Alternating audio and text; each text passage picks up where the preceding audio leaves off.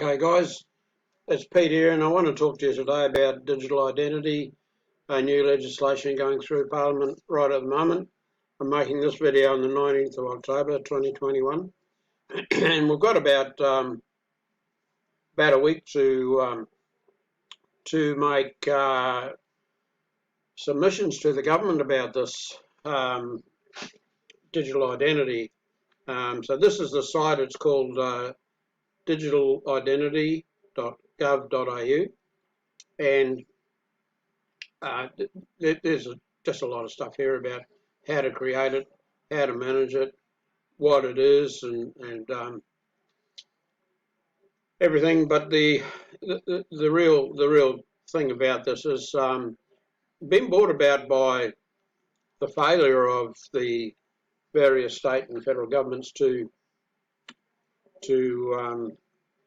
mandate successfully the medical procedure that has been approved recently by the Therapeutic Goods Administration on a trial basis, and so they need to have a better system to. It's going to be like a social credit system to control the citizens of Australia. So to give you a bit of background leading towards this, I wanted to touch base on a recent decision handed down by the Fair Work Commission for a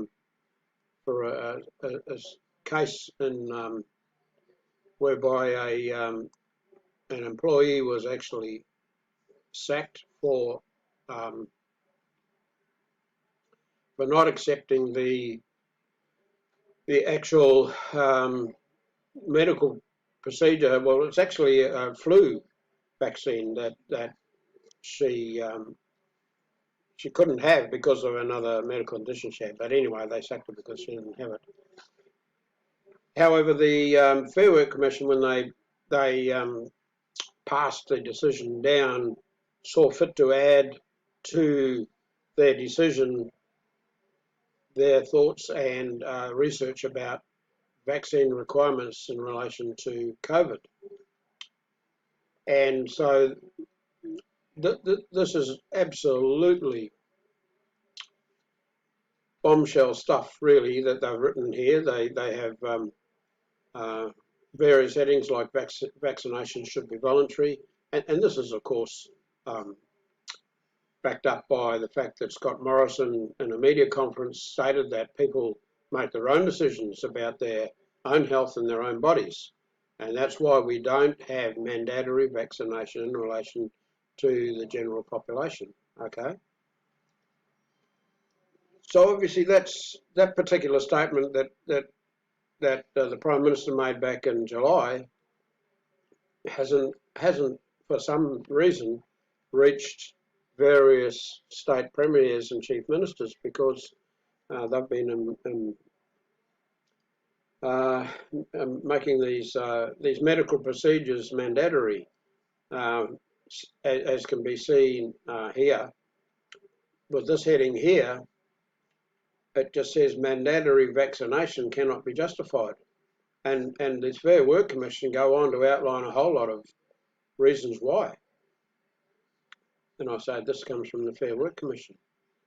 They also go on to say that consent is required for participation in clinical trials, which the Therapeutic Goods Administration has given temporary approval for these clinical trials. That's their wording. So to just put this bit more in context, it just says, now can these procedures here that I'm outlining here be mandated by employers on health and safety grounds? Now, the Fair Work Commission have gone into a lot of research into law and everything, and given their opinion about it in this segment here, which is extremely interesting reading. And then they go on to say, make some comment about the use of public health orders to mandate this medical procedure here. And this is also very, very interesting reading, and should really you should really take the time to read it. I'll give you a link to this document so you can download and read it yourself. They go on about disability discrimination scenarios here as well. And right at the end of the document, they have some final comments to summarise. So this one, these are all really, really explicit in their context. And it goes on to say that the research in the context of the COVID-19 has shown that many who are vaccine hesitant are well educated, work in the healthcare industry, and have questions about how effective the vaccines are in stopping transmissions, whether they are safe to take during pregnancy or if they affect fertility. And there is links to research here as well to validate these particular statements that the Fair Work Commission has made. They go on to say that a far safer, more democratic approach to addressing vaccine hesitancy and therefore increasing voluntary vaccination uptake lies in better education, addressing specific and often legitimate concerns that people may hold and promoting genuine informed consent. It does not lie in the censoring of differing opinions or removing rights and civil liberties that are fundamental in a democratic nation. And it certainly does not lie in the use of highly coercive, undemocratic and unethical mandates. Wow. Just wow. It goes on in section 180 to say the statements by politicians that those who are not vaccinated are a threat to the public health and should be locked out of society and denied the ability to work are not measures to protect public health. They are not about public health and should not and are not justified because they do not address the actual risk of COVID. These measures can only be about punishing those who choose not to be vaccinated. If the purpose of PHOs is genuinely to reduce the spread of COVID, there is no basis for locking out people who do not have COVID, which is easily established by a rapid antigen test. Conversely, a vaccinated person who contracts COVID should be required to isolate until such time as they have been recovered. So it goes on to say that things like blanket rules such as mandating vaccinations for everyone across a whole industry or profession, regardless of actual risk, fail the tests of proportionality, necessity, and reasonableness.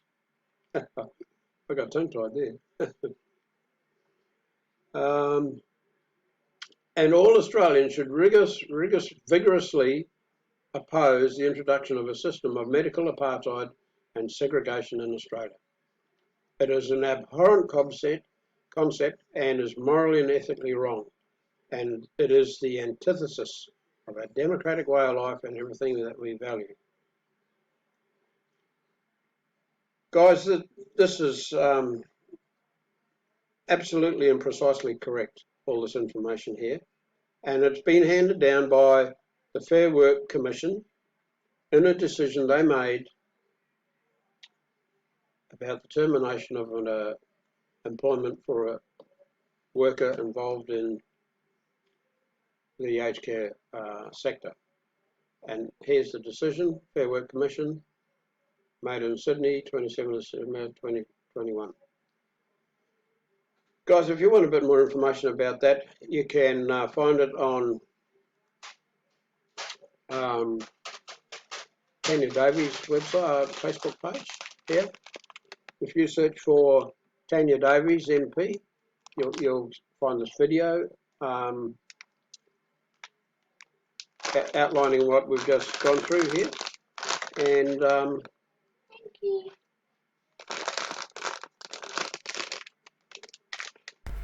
that should be fairly easy for you to find. But listen, guys, if you want the link to the Fair Work Commission decision and also to Tanya Davies' page, my name's Pete Aiken, and this is my address here. It's petesimnetwork@gmail.com. It's a fairly long one, so if you want to record it, just take a quick screenshot of that and pop me off an email. So what I wanted to show you about the digital identity stuff is that you can have your say on the draft legislation. Here it is here. So you go down and click on that, and you can see here that it's in phase 3 already. So these legislations go through several phases, and it's already passed through Parliament for phases 1 and 2. And this is the third, and I'm not sure, but I think it's the final phase. And you have until the 27th of October to object to this if that's what you want to do. Submissions that close at 5 p.m. on the 20th of October. So I just wanted to say something about how this legislation approval works, is that when it goes through the sitting or the hearings, and nobody objects or opposes through this system they've got set up here, all right? Go to a submission form here, and here's the form. The first part of the form is you fill in your details here. It's all fairly straightforward, and then you attach a document. So you just put your comments on a Word document or something like that, and you attach it to this, and your objections. Just to clarify, if you agree with this, you don't have to do anything, because, like I said, when the hearings go through, if there's no objections, they assume that the majority of people consent to it. So I'll just say that again, just for clarification. When this legislation is getting passed through, if they don't get any objections from people, they assume, or the government assumes, or the whoever's sitting looking at this particular legislation, they assume that if there's no objections, then people consent. So if you don't object yourself or your company or whatever entity you want to use to object to it, they will assume that you consent. So I just let that sink in, guys. I mean, it took me, not too long, but a couple of minutes to let it sink in, is that if you object to this, you really got to really get stuck in and lodge an objection, okay? And it's all there in black and white on how to do it. If you have any questions about it, I do have a support tab here. I haven't bothered with that because I'm just going to lodge an objection anyway. So this is the, I guess, last step. It's a total social credit system, which is a polite way of saying that we're going to be entering into a communist dictatorship. Oh, that's the way I see it. Anyway, if somebody sees it a little bit differently, please feel free to email me and let me know how you see this. But that's the way I see it. Here's my name and email address. Please feel free to email me about how you see it. Okay. So a bit more on the negative side is that today, I'm making this video on the 19th of October, there's been 43 Victorian police officers stood down for refusing to take the medical procedure that we're talking about. So there's an article on the Reignite Democracy Australia website. It's reignitedemocracyaustralia.com.au. You can find that information there.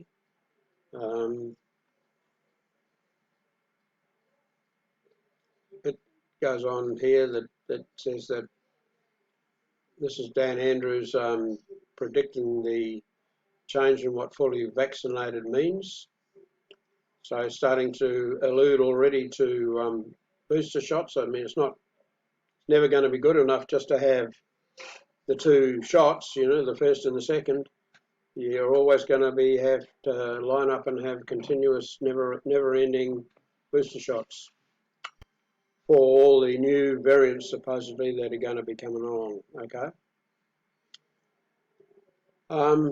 But a bit of good news though, I love to try and lighten it up a bit, is that a Victorian Member of Parliament, Neil Angus, Stands for Freedom, goes against Andrews, and this is a video of Neil's statement to the Victorian Parliament, which is very, very inspiring, and goes to show that along with these 43 police officers, there are many people standing up against mandates for this medical procedure. Okay, guys, if like I said before, if you do want some more information, if you do, or even need to send me anything about your thoughts on this whole procedure, I welcome any emails and comments. If you need links to anything, just send me an email, and don't even write anything. Just say send me some links in the subject line, and I'll do exactly that, guys. So stay safe, and we'll see you in another video for sure. See you for now.